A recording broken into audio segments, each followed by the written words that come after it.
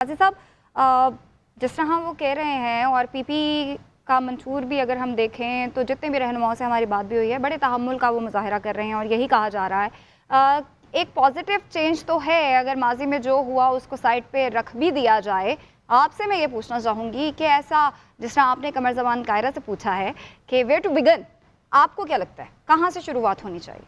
तो मेरा नुक्ता नज़र इस हवाले से बड़ा वाज़ेह है और मैं इस मफरूज़े से इत्तफ़ाक़ नहीं करता कि सियासी स्टेबिलिटी आएगी तो फिर इकनॉमिक स्टेबिलिटी होगी।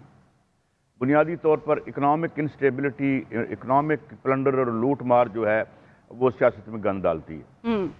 अब सवाल ये मैंने बुनियादी सवाल किया है कि इस वक्त पाकिस्तान की ऑकली झील जो है, जो रिश्ता हुआ ज़ख्म है, वो इसका IPPs हैं। पार्टी की बात नहीं कर रहा, इंडिपेंडेंट पावर प्रोजेक्ट्स जो हैं। अब वर्ल्ड बैंक ने बड़ी अंडर स्टेटमेंट दी है कि जी 10 सालों में $45 बिलियन खा गया हमारे ये। अब बात ये है कि ये अगर मिल के बैठते हैं, पहले तो इस तरह करें कि UNDP की एक स्टडी मंगवा लें।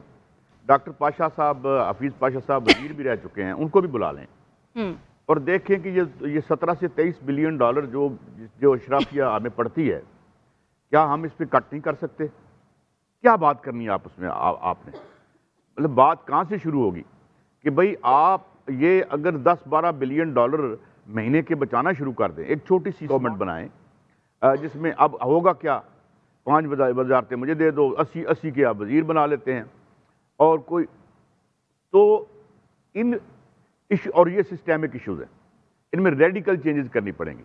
IPPs तो मैं खुल के बात करता हूँ कि उनको उठाना पड़ेगा और वहाँ पे जिस तरह डॉक्टर इकराम उल हक ने कहा था कि वहाँ रिसीवर्स बिठा के ये पूरा इसका ऑडिट करके देखना होगा। ये मलेशिया में इसी तरह के ये चोर चक्के वहाँ भी थे, तो जब इसके खिलाफ कार्रवाई हुई तो वो भाग गए और वो जो है वो अपना उन्होंने कंटेस्ट ही नहीं किया, उन्हें पता था कि वो वारदात कर रहे हैं। तो अब बात ये है कि अब प्रॉब्लम कहाँ है? प्रॉब्लम ये है कि ये जितने कार्टल्स हैं ये सियासत को फंड करते हैं।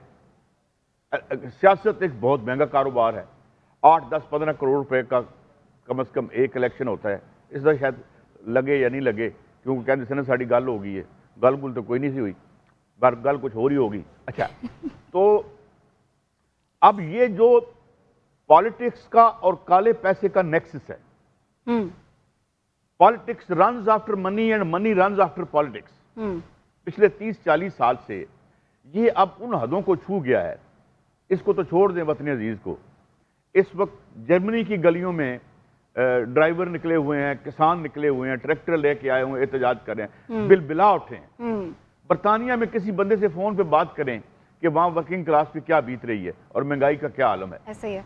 तो एक बहुत मुश्किल अहद में दुनिया, और ये अब आपको अपना गवर्नेंस और इकोनॉमिक मॉडल रीथिंक करना पड़ेगा। सबसे पहले वही ही करना चाहिए और रेडिकली आपको ये फेल हुआ है।